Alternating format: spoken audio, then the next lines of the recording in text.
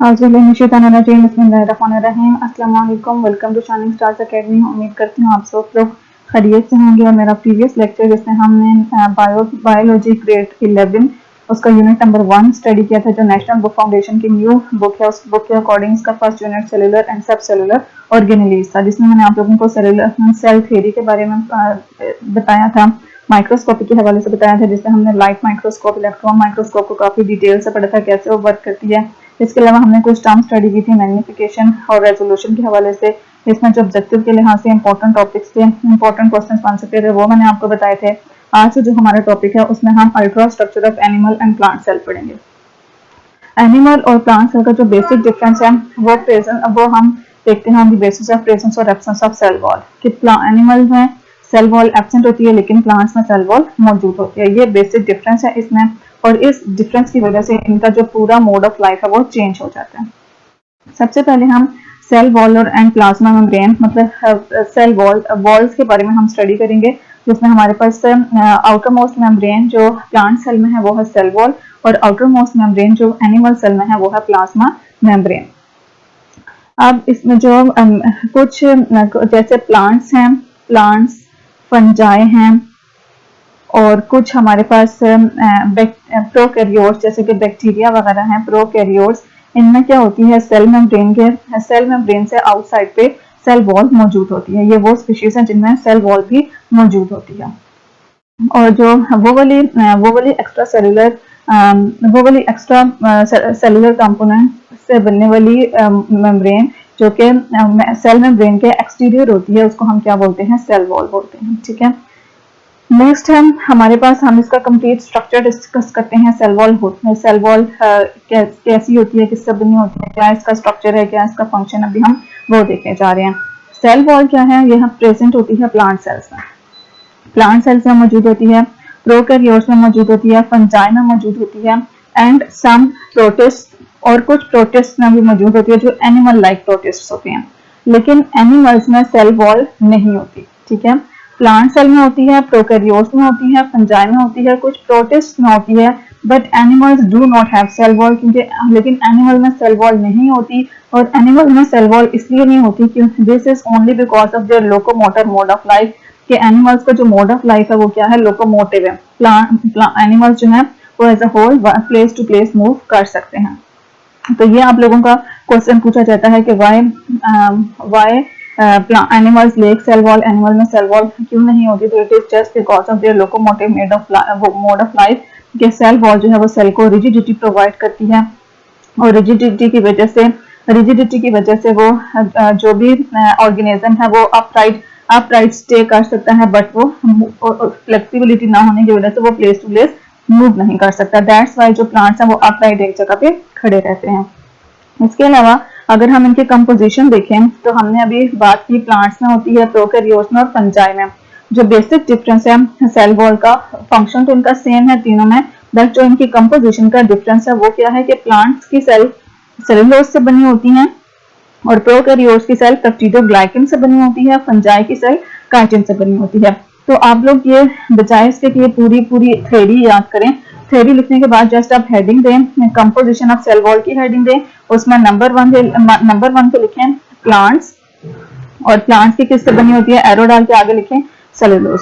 ठीक है, इसी तरह फंजाई की किससे बनी होती है, काइटिन से, प्रोकैरियोट्स की किससे बनी होती है, पेप्टिडोग्लाइकन से। तो आप लोगों को पॉइंट्स की फॉर्मेट जब आपके पास नोट्स बने होंगे तो याद करना आप लोगों के लिए इजी होगा। ठीक है, और जो पेपर की प्रेजेंटेशन भी है वो भी इस तरह से अच्छी आती है, बजाय इसके पूरी थ्योरी जो है वो बंदे को फेड अप कर देती है, एग्जामिनर को फेड अप कर देती है। वो पॉइंट्स की शक्ल में आप लोगों के भी याद करना इजी होगा, वो एग्जामिनर को भी अट्रैक्ट करता है। तो ये चीजें भी आप लोगों ने माइंड में रखनी है। Cell wall extra cellular structure है प्लांट सेल में।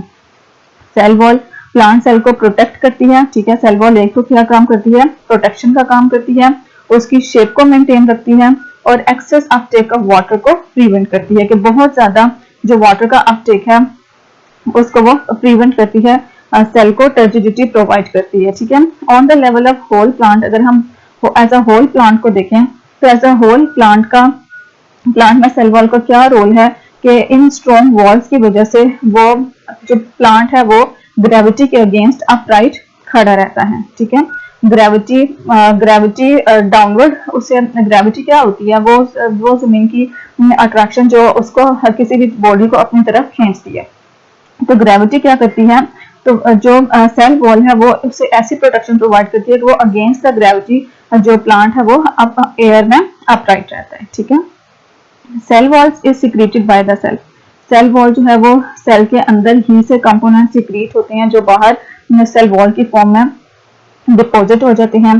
सेल वॉल पोरस होती है और इसमें फ्री पैसेज ऑफ वाटर और डिसॉल्व मटेरियल अलाउ करती है। ठीक है। सेल वॉल्स में क्या होते हैं, पोर्स होते हैं और इन पोर्स की मदद से जो वाटर और डिसॉल्व मिनरल्स हैं वो सेल के अंदर और बाहर इजीली मूव कर सकते हैं, पास आउट हो सकते हैं। ठीक है। अगर हम इसका स्ट्रक्चर देखें तो जो प्लांट्स की सेल वॉल है उसमें 3 मेन लेयर्स हैं। एक है primary cell wall, middle lamella and secondary cell wall. ठीक है। 3 लेयर्स हैं स्ट्रक्चर में। इसका अगर हम देखें तो स्ट्रक्चर में इसकी 3 लेयर हैं, primary cell wall, middle lamella and secondary cell wall. अगर हम प्राइमरी सेल वॉल को देखें, अब अगर हम स्ट्रक्चर देखें प्राइमरी सेल वॉल का, तो primary cell wall true wall है, मतलब ट्रू जो वॉल है वो प्राइमरी सेल वॉल है जो कि सेल डिवीजन के दौरान बनती है। ठीक है।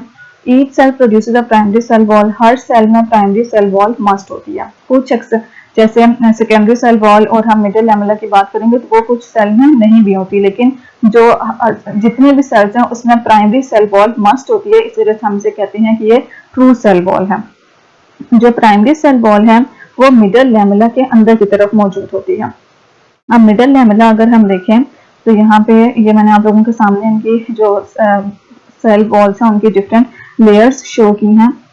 ये जो ऑरेंज टाइप आप लोगों को नजर आ रही है ये क्या है, प्राइमरी सेल मिडिल लैमेला है। ये क्या है, ये मिडिल लैमेला है और ये आप लोगों का एक सेल है। ये पूरा आप लोगों का क्या है, एक सेल है, ये दूसरा सेल है एंड ये तीसरा सेल है। ठीक है। और तीनों की वॉल्स इन्होंने शो की हुई हैं। जो ग्रीन कलर की नजर आ रही है ये आप लोगों की ये प्लांट सेल की प्राइमरी सेल वॉल है और ये दूसरे प्लांट सेल की प्राइमरी सेल वॉल है।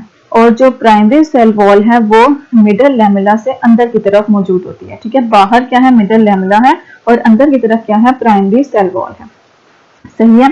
यहाँ से आप लोगों ने प्राइमरी सेल वॉल का स्ट्रक्चर समझ लिया है। ठीक है। क्या है, प्राइमरी सेल वॉल प्रेजेंट होती है inner to the middle lamella और प्राइमरी सेल वॉल थिन होती है और थोड़ी फ्लेक्सिबल भी होती है। ठीक है।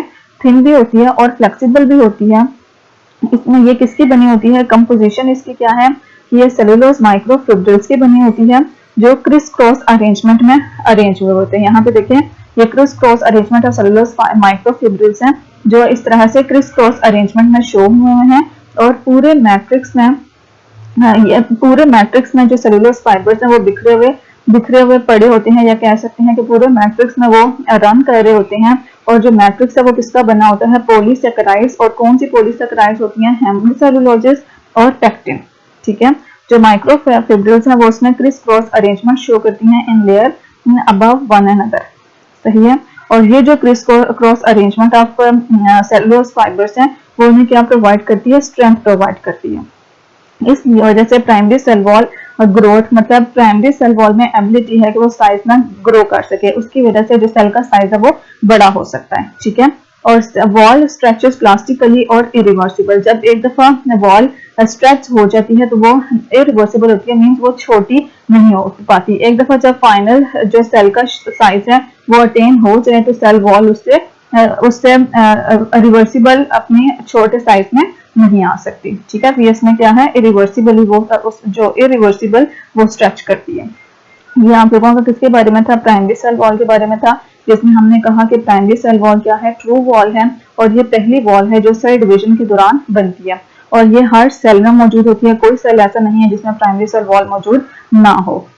और इसकी लोकेशन क्या है, ये मिडिल लैमेला से अंदर की तरफ मौजूद होती है। इसमें सेलुलोज माइक्रोफिब्रिल्स होती हैं जो किस मैट्रिक्स, पॉलीसेकेराइड्स के मैट्रिक्स में मौजूद होते हैं। और जो पॉलीसेकेराइड्स वो कौन कौन से हैं, हेमिसेलुलोज और पेक्टिन है। और ये जो क्रिस क्रॉस अरेंजमेंट है ये इसको क्या प्रोवाइड करता है, स्ट्रेंथ प्रोवाइड करता है।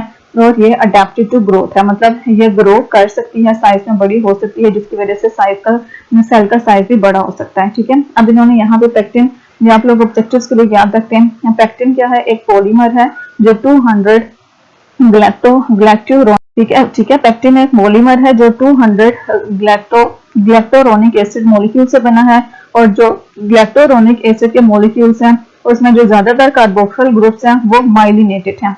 मींस वैसे कार्बोक्सिल ग्रुप COOH होता है, लेकिन यहाँ पे H की जगह पे क्या आ जाता है, सॉरी माइलिनेटेड नहीं, मिथाइलेटेड। मिथाइलेटेड मींस कि जो H है उसकी जगह पे कौन सा ग्रुप आया हुआ है, CH3 मिथाइल ग्रुप आया हुआ है, और इसकी वजह से ये क्या हो जाता है, लेस हाइड्रोफिलिक मींस वाटर में एब्जॉर्प्शन, वाटर में डिसोल्यूशन, सोलिबिलिटी इसकी डिक्रीज कर जाती है। लेकिन अगर हम हॉट वाटर यूज करें तो उसमें ये इजीली सोल्यूबल है, ठीक है। और जो पेक्टिन है ये मिडल लैमेला का भी कंपोनेंट है, जो और मिडल लैमेला का भी कंपोनेंट है, लेकिन ये प्राइमरी वॉल्स में भी पाया जाता है, ठीक है। ये आप लोगों का प्राइमरी सेल वॉल था। नेक्स्ट आप लोगों का secondary cell wall. Secondary cell wall सारे सेल्स में मौजूद नहीं होती। Secondary cell wall primary cell wall और प्लाज्मा मेम्ब्रेन के बीच में बनती है, ठीक है।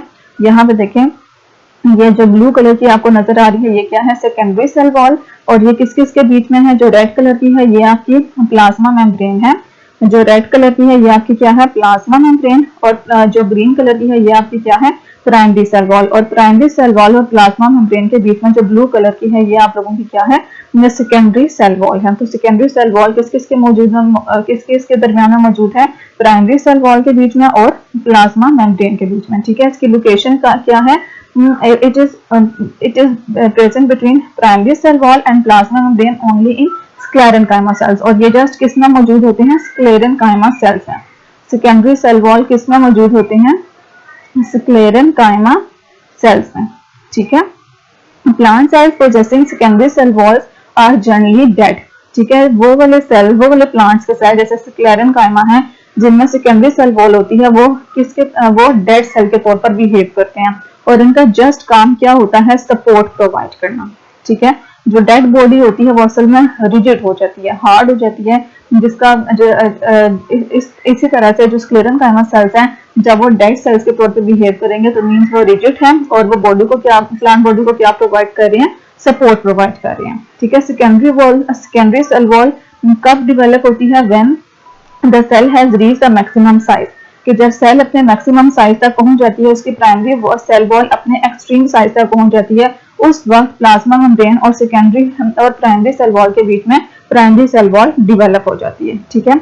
और ये मैक्सिमम साइज मींस जब सेल अपनी ग्रोथ कंप्लीट कर लेता है, क्योंकि ये थिक होती है और रिजिड होती है, therefore it does not allow further growth, और ये आखिर में इसलिए बनती है, मतलब सेल जब अपनी मैक्सिमम साइज अपनी ग्रोथ कंप्लीट कर लेता है तो उस वक्त ये इसलिए बनती है क्योंकि ये फर्दर ग्रोथ को इनहिबिट कर देती है, ठीक है। सेल को अलाउ नहीं करती तो वो फर्दर ग्रो कर सके, ठीक है। तो इस वजह से आप लोगों ने याद रखना है कि why secondary cell wall develops at the end, या develop when या आप ये क्वेश्चन आ सकता है when secondary cell wall develop, secondary cell wall कब डेवलप होती है एंड व्हाई। तो ये तब डेवलप होती है जब cell has reach its maximum size, cell अपने मैक्सिमम साइज पर पहुंच जाए, उसकी ग्रोथ कंप्लीट हो जाए, और इसकी रीजन ये है क्योंकि ये थिक और रिजिड होती है और ये उसकी फर्दर ग्रोथ को अलाउ नहीं करती, सेल को साइज में फर्दर इंक्रीज करना अलाउ नहीं करती, ठीक है। अब अगर हम इसकी कंपोजिशन देखें तो कंपोजिशन में जो सेकेंडरी सेल वॉल है वो सेलुलोज से बनी है, हेमीसेलुलोज से बनी है, लिग्निन से बनी है, और इनऑर्गेनिक सॉल्ट्स एंड वैक्सेस, ठीक है। इसमें बहुत सारे कंपोनेंट्स आ रहे हैं, इनऑर्गेनिक सॉल्ट्स एंड वैक्सेस। वो जो हमारी प्राइमरी सेल वॉल थी वो किसकी बनी हुई है, सेलुलोज माइक्रोफिब्रिल्स की बनी है, और वो किसके मैट्रिक्स में मौजूद है, पॉलीसेकेराइड्स में, और पॉलीसेकेराइड्स भी हमारे पास दो यूज हो रही है जिसमें हेमीसेलुलोज और पेक्टिन है, ठीक है। लेकिन जो सेकेंडरी सेल वॉल है ये cellulose, hemicellulose, lignin, inorganic salts और वैक्सेस से बनी है, ठीक है।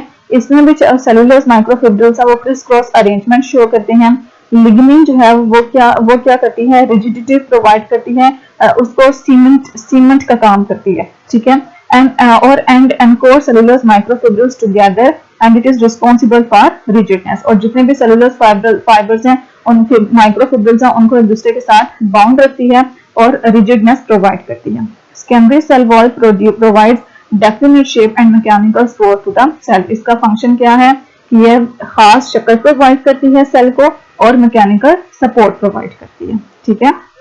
प्राइमरी सेल वॉल का फंक्शन क्या था, एक तो यह स्ट्रेंथ प्रोवाइड करती है, दूसरा ये सेल को ग्रोथ करने में एनेबल करती है, और जब एक दफा सेल ग्रो कर जाता है तो ये वापस अपना साइज श्रिंक नहीं करती, ठीक है, इरिवर्सिबल ग्रोथ शो करती है प्लांट के लिए। सही है। अब इसमें पेक्टिक एसिड को मजीद बताया हुआ है। पेक्टिक एसिड क्या है? पॉलीमर्स है 100 ग्लैक्टोरोनिक एसिड मॉलिक्यूल्स का, और ये वेरी हाइड्रोफिलिक है। ग्लैक्टोरोनिक एसिड के मॉलिक्यूल्स हाइड्रोफिलिक हैं, और ये किसके साथ सॉल्ट्स बनाती हैं? कैल्शियम और मैग्नीशियम के साथ, जो कि इनसॉल्युबल होते हैं, ठीक है। और इनसॉल्युबल जब ये इसके साथ सॉल्ट्स बनाते हैं तो ये इनसॉल्युबल जेल्स बना देती हैं, जो क्या होती हैं? स्टिकी होती हैं, ठीक है। और ये मेजर कंपोनेंट किसका है? किसका? मिडल लैमेला का मेजर कंपोनेंट है, लेकिन ये प्राइमरी सेल वॉल्स में भी मौजूद होते हैं, ठीक है।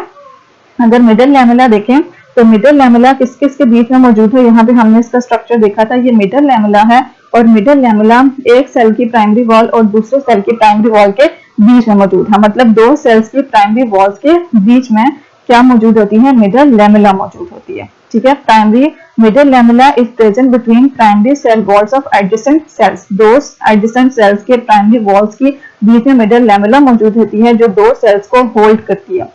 पेक्टिन अभी हमने पढ़ा। पेक्टिन क्या है? Gel like magnesium and calcium salts हैं, जो कि क्या है? स्टिकी सब्सटेंसेस हैं, और इस स्टिकीनेस की वजह से वो एडजेसेंट सेल्स को एक दूसरे से होल्ड करती है, ठीक है। ये आप लोगों का मिडल लैमेला था, जिसमें आप लोगों का सेल वॉल का स्ट्रक्चर कंप्लीट हो गया। उम्मीद करती हूँ आप लोगों को सेल वॉल अच्छे से समझ आ गई होगी। अपनी तरफ से मैंने भरपूर कोशिश की आप लोगों को समझाने की। अब ये आप पे है कि आप लोग इसे पिक करते हैं या नहीं। जो इसमें कॉन्सेप्ट बेस्ड क्वेश्चन बन रहे थे वो भी मैंने आपको बता दिए हैं। तो आप लोगों का जो फर्स्ट ईयर का पेपर आता है, बेशक आप पुराने पेपर जो मॉडल पेपर्स आए हैं उनको एक बार आप देख लें, तो आपका कोई क्वेश्चन भी ऐसा नहीं है कि आप कहीं के मैं सेल वॉल पूरा याद कर लूं, रट्टा लगा लूं तो आप उसको अटेम्प्ट कर सकेंगे। इसमें हर क्वेश्चन कॉन्सेप्ट बेस्ड आता है, और आप लोगों को उसको डीपली हर लाइन को में से कॉन्सेप्ट पिक करना होता है। तो प्लीज रट्टा ना लगाइएगा। यहाँ पे जो मैंने आप लोगों को कॉन्सेप्ट बेस्ड क्वेश्चन बताए हैं उनको अपने माइंड में रखिएगा, और इसी लिहाज से उनके आंसर तैयार कीजिएगा।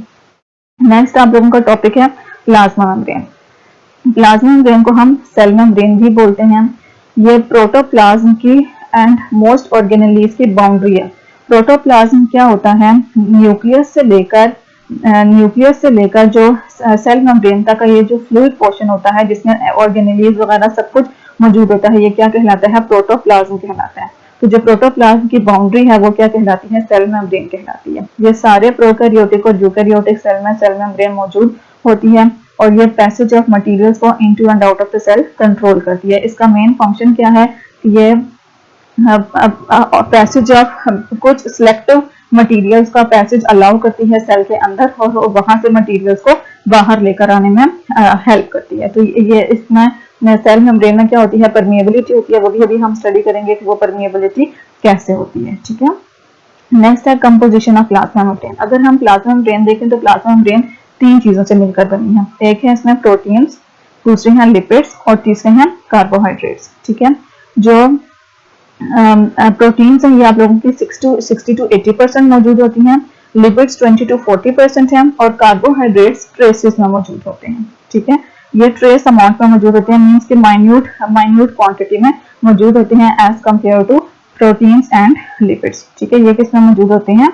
Trace amount. सही है। इसको भी आप डॉटेड फॉर्म में लिखें, प्रोटीन्स लिखें, फिर आप लिपिड्स लिखें, फिर आप यहाँ प्रोटीन्स, लिपिड्स, कार्बोहाइड्रेट्स, और प्रोटीन्स की परसेंटेज, लिपिड्स की परसेंटेज और कार्बोहाइड्रेट्स के आगे लिखें ट्रेस अमाउंट या स्मॉल क्वांटिटीज, ठीक है। नेक्स्ट है structure of plasma membrane. Structure of plasma membrane को एक्सप्लेन करने के लिए एक मॉडल प्रपोज किया गया था, जिसका नाम दिया गया था fluid mosaic model of plasma membrane. Fluid mosaic model most acceptable model है प्लाज्मा मेम्ब्रेन के स्ट्रक्चर को एक्सप्लेन करने के लिए। इसमें उसने क्या कहा था कि जो सेल मेम्ब्रेन है वो फॉस्फोलिपिड बाइलेयर से मिलकर बनी हुई है। इसने कहा था जो प्लाज्मा मेम्ब्रेन है वो फॉस्फोलिपिड बाइलेयर से बनी है। बाइलेयर मींस टू लेयर, ठीक है। यहाँ पे जो वर्ड बाई यूज हुआ है इसका मतलब क्या है? टू लेयर्स, ठीक है। फॉस्फोलिपिड्स की दो लेयर्स यूज हुई हैं, और फॉस्फोलिपिड हमारे पास एक इस तरह का स्ट्रक्चर होता है जिसमें ये वाला फॉस्फोरिक हेड होता है और नीचे लिपिड्स की टेल होती हैं या फैटी एसिड्स की टेल्स होती हैं, ठीक है। इसमें हेड जो है वो हाइड्रोफिलिक होता है और टेल जो है वो हाइड्रोफोबिक होती है। ठीक है, इसका स्ट्रक्चर यहाँ से आप देखें, ये आप लोगों का फास्फोलिपिड का स्ट्रक्चर है। ऊपर इसमें क्या शो किया गया है, ये जो राउंड शेप है ये हेड है और हेड में फॉस्फेट ग्रुप्स होते हैं जो कि क्या होते हैं, हाइड्रोफिलिक मींस के वाटर लविंग होते हैं, अपने अंदर वाटर और डिजॉल्व मिनरल्स को अटैच कर सकते हैं और इनके जरिए ये मेम्ब्रेन के थ्रू होते हुए सेल के अंदर जाते हैं। और जो टेल्स हैं ये फैटी एसिड्स की बनी हुई होती हैं जो हाइड्रोफोबिक होती हैं, मींस के वाटर हेटर्स हैं, वाटर को पसंद नहीं करती। इस वजह से जो जब भी हम सेल मेम्ब्रेन का स्ट्रक्चर देखते हैं तो हमने क्या बोला है कि जो उसमें लिपिड बाय लेयर्स की फॉर्म में मौजूद होते हैं। ये इसके हेड, ये टेल्स, ये इसकी एक लेयर है।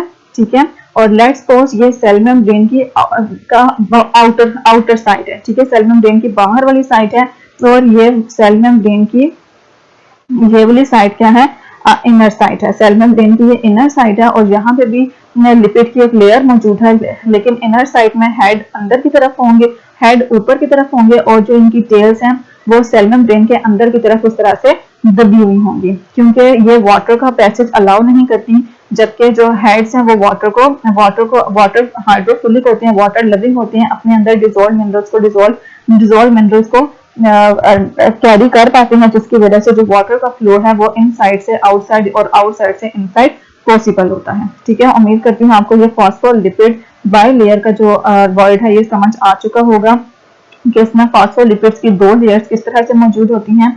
नेक्स्ट जो यहाँ पे बात हुई है वो है कि जो फॉस्फोलिपिड की दो लेयर्स हैं उनके अंदर प्रोटीन एम्बेडेड हुई होती हैं। ठीक है, प्रोटीन ये जो बड़ी बड़ी आप लोगों को आपको ये नजर आ रहा है, ये प्रोटीन का मॉलिक्यूल है। इसी तरह से एक यहाँ दबी हुई है जो हमें उसका सिर्फ हेड मतलब थोड़ा सा प्रोमिनेंट है प्रोटीन का पोर्शन, ये पूरी इसके अंदर एम्बेडेड मींस दबी हुई है, ये दबी हुई है। तो यहाँ पे जो पूरा आप लोगों का लिपिड फॉस्फोलिपिड बाय लेयर का जो स्ट्रक्चर है उसके अंदर प्रोटीन एम्बेडेड फॉर्म में मौजूद है। ठीक है, ये जो आप लोगों को येलोविश पोर्शन नजर आ रहा है ये सेल मेम्ब्रेन का आउटर वाला पोर्शन है।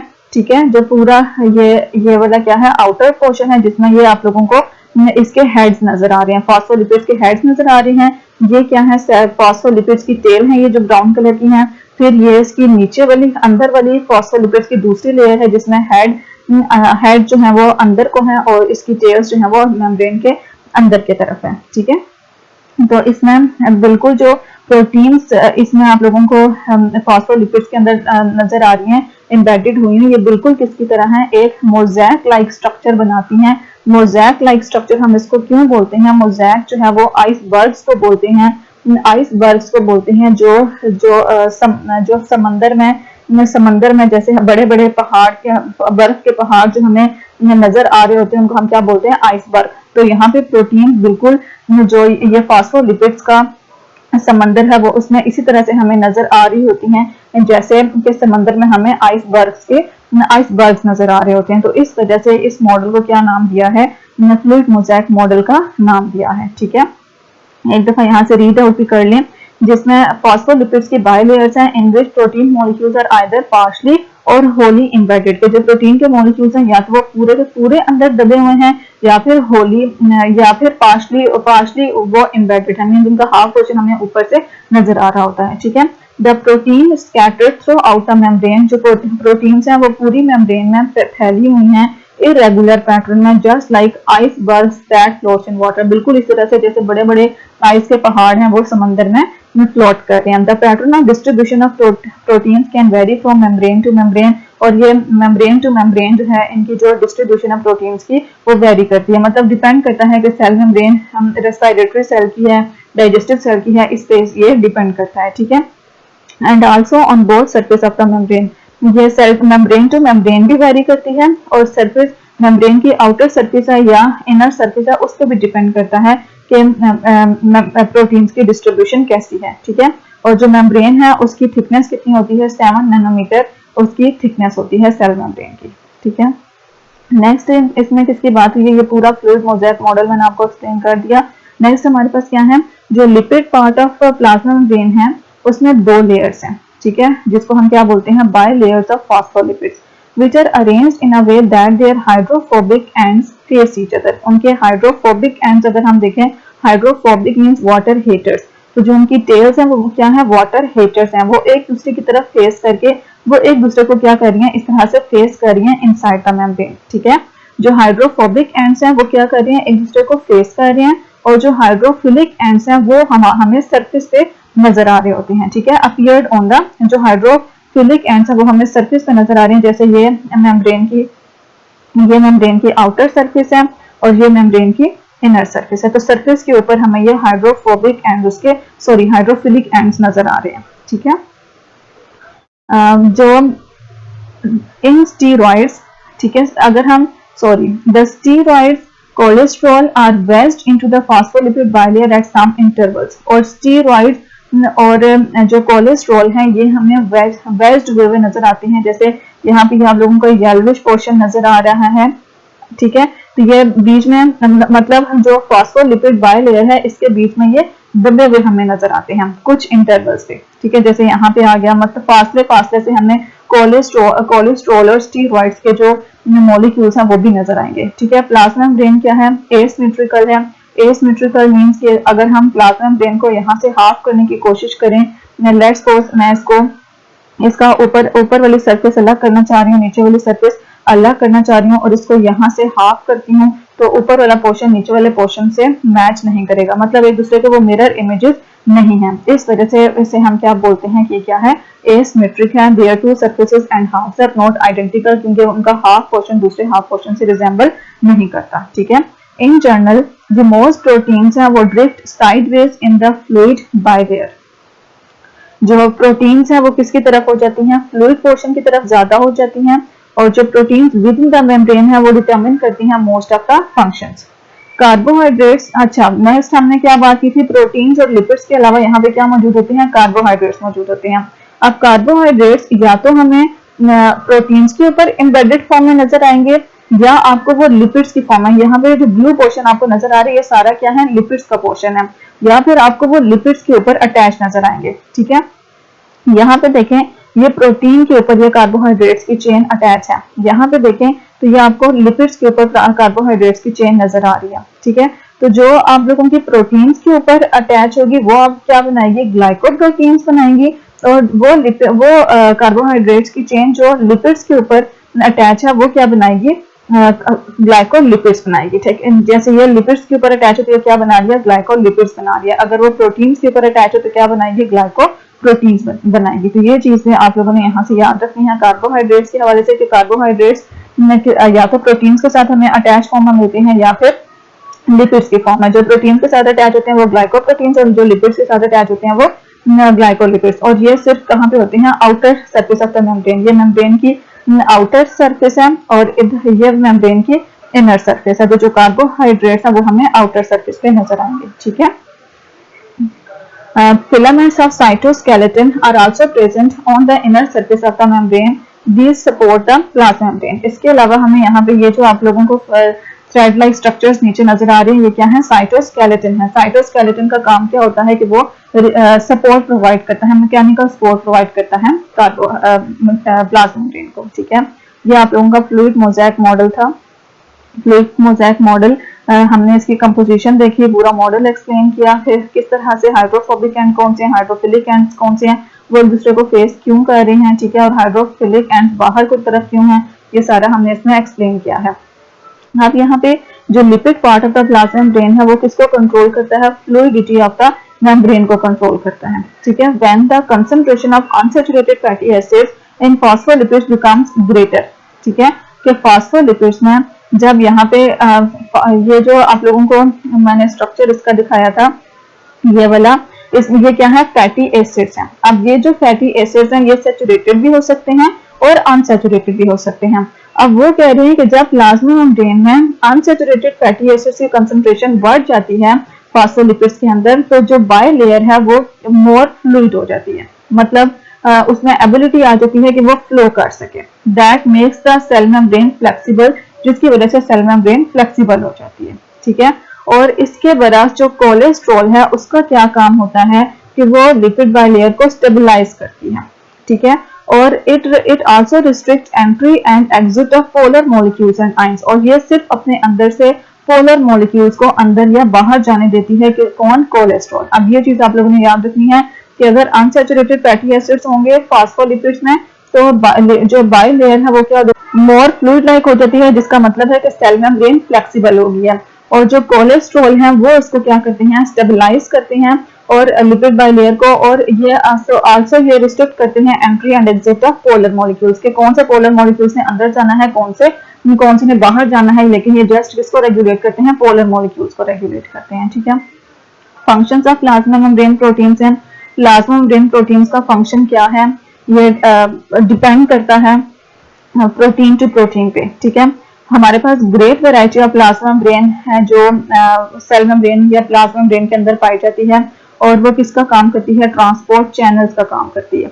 ट्रांसपोर्ट चैनल्स मीन ऐसी नालियों का काम करती है जिसकी वजह से जो सब्सटेंसेस हैं वो बाहर से अंदर और अंदर से बाहर जा सकते हैं। ठीक है, या फिर वो किसका काम करती है, कैरियर का काम करती है, एंजाइम्स का फंक्शन भी परफॉर्म कर सकती है, रिसेप्टर्स का फंक्शन भी परफॉर्म कर सकती है, और एंटीजेंस का फंक्शन भी परफॉर्म कर सकती हैं। ठीक है, जो वैरायटी ऑफ प्रोटीन्स हैं जो प्लाज्मा मेम्ब्रेन में मौजूद हैं वो किसका काम करती हैं, ट्रांसपोर्ट चैनल का काम करती हैं, और ट्रांसपोर्ट चैनल का, कैरियर्स का, एंजाइम्स का, रिसेप्टर्स का और एंटीजेंस का काम करती हैं। ठीक है, अब वन बाय वन हम इन फंक्शंस को पढ़ेंगे।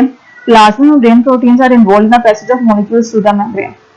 मींस के पहला जो फंक्शंस का डिस्कस हो रहा है वो क्या है, ट्रांसपोर्ट चैनल्स का हो रहा है कि ये मॉलिक्यूल्स को अलाउ करती है कि सेल मेम्ब्रेन के अक्रॉस वो पास ऑन हो सके। Some of these have a channel through which the substances simply can move across the membrane. कुछ में क्या होती हैं, चैनल्स मींस नालियां होती हैं छोटी छोटी सी, जिनकी वजह से सब्सटेंसेस आराम से उन चैनल्स के जरिए अक्रॉस द मेम्ब्रेन मूव कर सकते हैं। कुछ मेम्ब्रेन्स जो हैं, कुछ मेम्ब्रेन्स के ऊपर जो प्रोटीन्स हैं वो कैरियर्स का काम करती हैं। कैरियर का काम इस तरह से करती हैं कि जो सब्सटेंस उन्होंने सेल मेम्ब्रेन के अंदर या बाहर पहुंचाना होता है उनको अपने साथ अटैच करती हैं और खुद उन्हें बाहर लेकर आती हैं। ठीक है, एज अ कैरियर उनको उन सब्सटेंसेस के साथ कंबाइन करती हैं और उन सब्सटेंसेस को अपने साथ लेकर बाहर को आती हैं। ठीक है, तो इस तरह से वो कैरियर्स का काम करती हैं। कुछ प्रोटीन्स ऐसी हैं जो एंजाइमेटिक फंक्शंस परफॉर्म करती हैं। एंजाइमेटिक फंक्शंस मींस कि वो जो भी सेल मेम्ब्रेन के ऊपर रिएक्शन हो रहा है उसको स्पीड अप कर देती है। एंजाइम का काम क्या होता है, वो केमिकल रिएक्शन जो लिविंग बॉडीज के अंदर होती हैं उनको स्पीड अप करना। ठीक है, कुछ मेम्ब्रेन्स ऐसी हैं जो रिसेप्टर्स का काम करती हैं, और ये रिसेप्टर्स मींस सिग्नल्स को आइडेंटिफाई करती हैं, सिग्नल्स को रिसीव करती हैं कि उनके पास किस किस्म का स्टिमुलस या किस किस्म का मैसेज आ रहा है और उसको सेल के अंदर तक पहुंचाती हैं। For example hormones circulate in the blood. Hormones क्या करते हैं, ब्लड के अंदर सर्कुलेट करते हैं but bind to specific target cells. ठीक है, पूरे ब्लड में हार्मोन्स मौजूद होते हैं लेकिन वो खास टारगेट सेल्स के साथ बाइंड करते हैं। उन सेल्स को हम क्या बोलते हैं, रिसेप्टर्स बोलते हैं।